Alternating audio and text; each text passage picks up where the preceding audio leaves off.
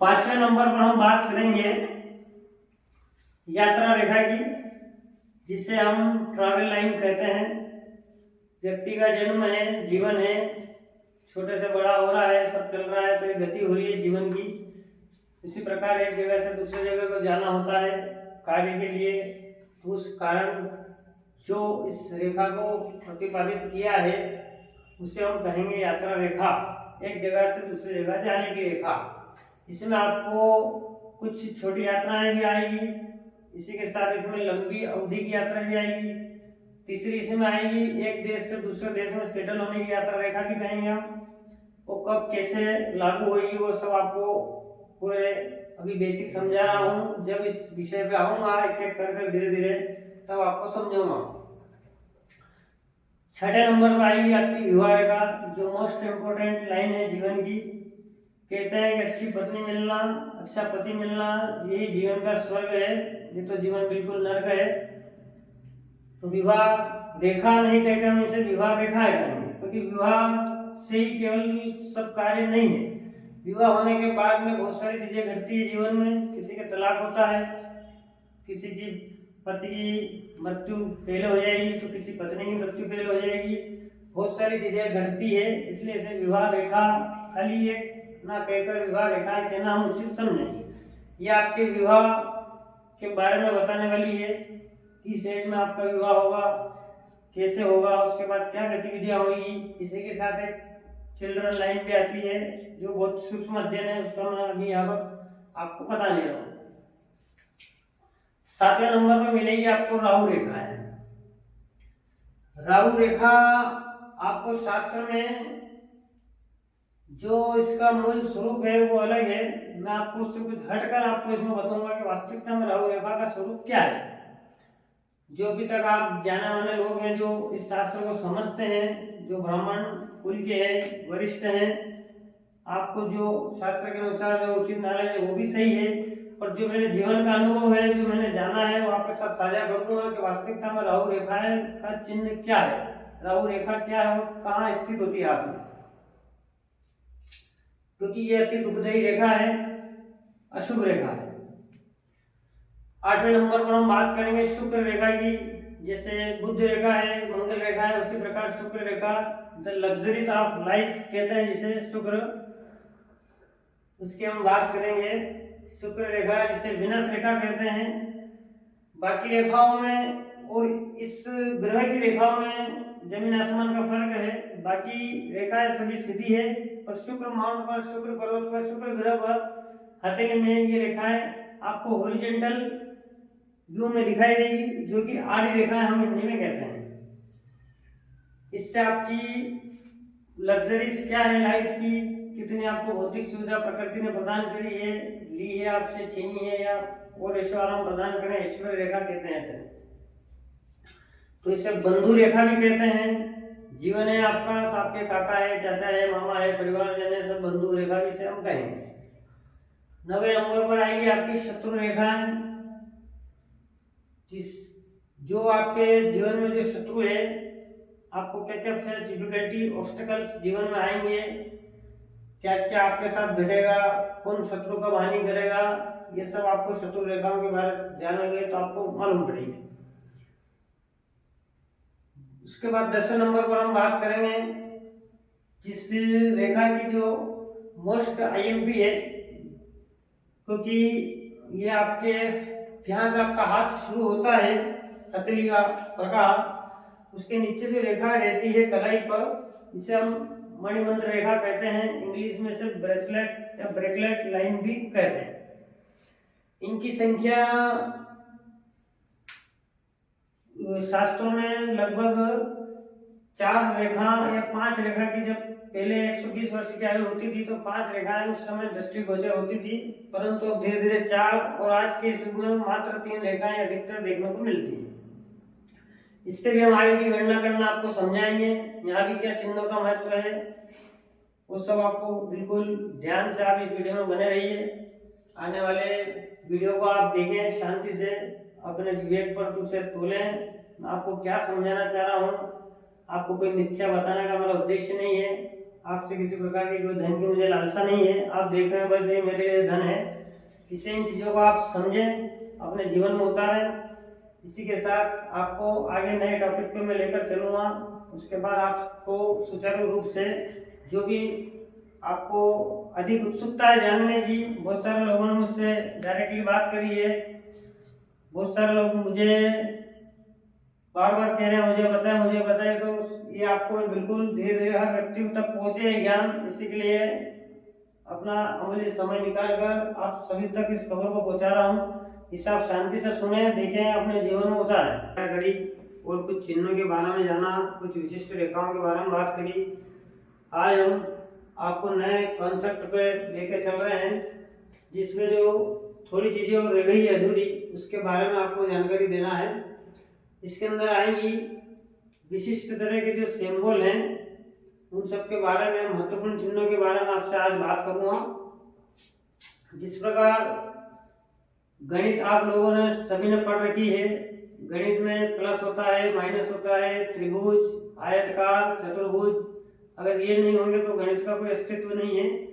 उसी प्रकार ईश्वर ने इस सृष्टि की रचना में पूरा गणित का ही एक सूत्र पिरोया है, जिसे हमारी हथेली में हम देख सकते हैं, जान सकते हैं, उन चिन्हों के बारे में और जानकारी प्राप्त कर सकते हैं। उसमें सर्वप्रथम सबसे जो पहली उंगली होती है हमारी, जिसे गुरु की उंगली कहते हैं, इसे इंग्लिश में जुपिटर रिंग कहते हैं। इसके नीचे जो वलय रहता है, इसको घेर कर इस पर्वत को, इस माउंट को, इस ग्रह को, उसे गुरु वलय कहते हैं। इसके लाभ क्या है, इसकी हानि क्या है, ये आगे हम आपको अलग से विषय जब गुरु ग्रह के बारे में बात करेंगे तब आपको समझाऊंगा। दूसरे नंबर पे जो उंगली है, जिसे मिडिल फिंगर कहते हैं, ये शनि की रेखा, शनि की उंगली है। इसके नीचे जो वलय आएगा, इसको घेर कर वो शनि वलय कहलाएगा। तीसरे नंबर पे आती है आपकी अनामिका उंगली, जो कि सूर्य की उंगली है। उसके नीचे जो वलय आएगा, उस ग्रह को घेर कर उसे हम सूर्य वलय कहते हैं। उसी प्रकार जो सबसे छोटी कनिष्ठिका उंगली है, लिटिल फिंगर, उसके नीचे आता है बुध ग्रह का वलय, जो कि बुध का स्थान है। इसके बाद पांचवें नंबर पर हम बात करते हैं शुक्र वलय की। अब 4 उंगलियां तो हमें नजर आ रही है, पहली, दूसरी, तीसरी और चौथी। अब शुक्र का वलय कहाँ पर आएगा? शुक्र का वलय आता है आपका ये अंगूठा जो है, शुक्र का कमान है, इसमें हमारे प्राण उपस्थित है, परंतु शास्त्रज्ञों ने इसे यहाँ नहीं देकर इसे शनि और सूर्य के बीच से निकालकर गुरु तक जो उंगली, शनि और गुरु की जो उंगली है उसके मध्य, और शनि और सूर्य की जो उंगली है बुध की, उसके मध्य से जो वलय निकलेगा उसे शुक्र वलय कहते हैं। इसकी स्थिति यहाँ पर है, जैसा कि आप चित्र में देख रहे हैं। उसके बाद जिस प्रकार हाथ में ग्रह है, ग्रह के बाद रेखाएं हैं, उन रेखाओं के बाद हम बात करेंगे जो महत्वपूर्ण चिन्ह होते हैं। उसमें सर्वप्रथम इसे हम एक रेखा के रूप में देख रहे हैं, इसे कहते हैं इंग्लिश में वर्टिकल लाइन, एक सीधी रेखा या एक खड़ी रेखा। इसकी संख्या 1 से अधिक चलेंगे अपन तो 2 भी हो सकती है, ये एक Y के रूप में भी दिख सकती है। उसके बाद 3 हो तो 3 रेखाएं भी शुभ है, 3 रेखाओं के रूप में त्रिशूल रेखा भी बनती है, ये अत्यंत शुभ है। ये आपके हाथ में जहां भी हो शुभ स्थिति उत्पन्न करती है, आपको लाभ देती है। उसी प्रकार दूसरे नंबर पे आती है आपकी आड़ी रेखाएं, जो कि आपको इस अनुरूप दिखाई दे रही है, सीधी ना होकर आड़ी चलना। ये 1 हो सकती है, 2 हो सकती है, कुछ टुकड़ों में हो सकती है, छिन्न भिन्न हो सकती है। ये अशुभ रेखाएं हैं, इनका होना हाथ में दुर्भाग्यपूर्ण है। तीसरे नंबर पर आती है आपके अर्धचंद्राकार रेखा, थोड़ी तिरछी रेखा, राइट साइड से, लेफ्ट साइड से, दोनों तरफ से, जिसे हम हिंदी में वक्र रेखा कहते हैं। ये होना आपको अत्यंत संघर्षशील जीवन में बनाएगी।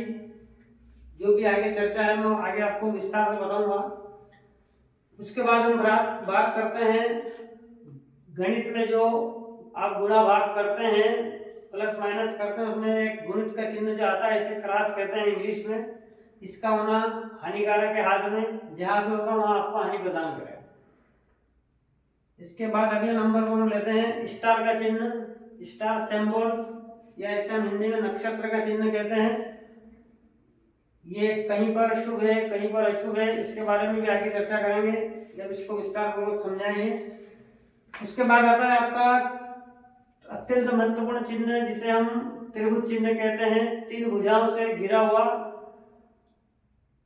इसे इंग्लिश में ट्रायंगल कहते हैं, आप सभी ने पढ़ा है इंग्लिश में, मैथ्स में। इसके प्रकार कितने तरह के हो सकते हैं? 1, 2, 3, 4 और 5। त्रिभुज स्वतंत्र भी होता है, स्वतंत्र, ये हो गया आपके डबल त्रिभुज, ये होता है एक सीधी रेखा पर त्रिभुज, और ये होता है आड़ी रेखा पर त्रिभुज। इनके प्रकार अलग अलग है, कारण अलग अलग है। चिन्हों में जो चिन्ह है उनमें चिन्ह राज की उपाधि इसे प्रदान की गई है, अत्यंत शुभ चिन्ह है, राजनीतिक के चिन्ह है। उसके बाद हम बात करेंगे गोल, जो वृत्त आकार होता है, घेरा, जिसे सर्कल कहते हैं, जिसे सूर्य का चिन्ह भी कह सकते हैं। यह खाली सूर्य पर्वत पर ही शुभ होता है, बाकी जगहों पर इसके क्या परिणाम होंगे, फल होंगे, उसके बारे में आपसे आगे चर्चा करेंगे। इसके बाद हम बात करते हैं जो आप गेहूं के चिन्ह के रूप में देखें, इसे जौ के चिन्ह के रूप में देखें, चावल के रूप में देखें, इसे हिंदी में दीव चिन्ह कहते हैं, इंग्लिश में आइसलैंड कहते हैं या आयरलैंड कहते हैं। यह चिन्ह हाथ में होना अत्यंत दुर्भाग्यपूर्ण है, अत्यंत दुर्भाग्य सूचक होता है, इसका हाथ में रहना अशुभ है। इतने चिन्हों के बाद में और भी बहुत सारे चिन्ह हैं जिन्हें अभी मैं लिख नहीं पाया हूं। उसके बाद आता है आपका चतुर्भुज। चतुर्भुज उसे कहते हैं जिसकी भुजाएं चारों ओर से घिरकर अपना निर्माण करती है। यह चिन्ह स्क्वायर इसे इंग्लिश में कहते हैं, और हस्तरेखा शास्त्र में इसे रक्षात्मक कवच के रूप में उपाधि प्रदान दी गई। ये आपको जहां भी होगा अशुभता से सुरक्षा प्रदान करता है। उसके बाद उसी अनुरूप में एक आता है आयताकार चिन्ह। ये चारों भुजाएं सम है, इसमें 2 भुजाएं लंबी, 2 भुजाएं छोटी रहती, इसे आयत कहते हैं। डिफरेंस इन दोनों में इसका है। इसे इंग्लिश में रेक्टेंगल चिन्ह कहते हैं, ये भी शुभ होता है। उसके बाद आती है आपकी मत्स्य रेखा, जो कि मछली का चिन्ह कहते हैं। हम शास्त्रों में हम पढ़ते हैं बहुत सारी जगह, पूजा विधान में भी मछली की इन शुभ चिन्हों की बात होती है। ये मत्स्य रेखा होती है, एक तो ये स्वतंत्र होती है, दूसरा जीवन रेखा के अंत में होती है, इसका निश्चित स्थान वही है। उसके बाद हम बात करते हैं तराजू का चिन्ह होता है। उसके बाद हाथी का चिन्ह भी आता है, कमल का चिन्ह आता है, हथेली में धनुष है, तीर है, छत्र भी है। उसके बाद पताका है, ध्वजा का सिंबल भी आपको देखने को मिलता है, दर्पण का चिन्ह है। इसके अनुरूप 100 चिन्ह और होते हैं, सबकी व्याख्या करना इतना आप लोगों को जानकारी भी नहीं है जितनी मुझे जानकारी है। जो चिन्ह मैंने दृष्टिगोचर करे हैं उन्हीं के बारे में आपको बता दूं। सबसे अंत में हम लेते हैं इसे जाल कहते हैं, जाली का चिन्ह कहते हैं। यह हाथ में जहां भी उपस्थित होता है वहां आपको हानि देगा। इसका मुख्य कारण है व्यक्ति को जेल यात्रा कराना, क्योंकि जाली जहां होगी, आप सलाखों को देखेंगे, जो पुलिस चौकी में जाएंगे तो आपको जाल टाइप जाली नजर आएगी जिससे आप बाहर नहीं निकल पाएंगे। इसलिए इस चिन्ह का होना हथेली में अशुभ है, आपको जेल जाना पड़ सकता है, बहुत सारी चीजें हो सकती है। इसलिए चिन्हों के बारे में आपको जानकारी देना है, इसलिए आपको जितना भी हो सके मेरे चैनल से जुड़े रहें, वीडियो को स्किप ना करें। जितने भी आपके आस पड़ोस वाले, जितने भी आपके रिश्तेदार हैं जो इन चीज़ों को जानने के इच्छुक हैं, नीवी हैं, उनको सबको आप सब्सक्राइब कराएं, सबको वॉच करने का आप कहें, लाइक करें, शेयर करें, ताकि जो गुप्त चीज़ें हैं जो आप जान नहीं सकते हैं उन्हें आप समझ सकें, अपने जीवन में उतार सकें और अपने जीवन को परिवर्तन कर सकें। इसी के साथ आपसे अगले एपिसोड में मैं बात करूँगा। धन्यवाद।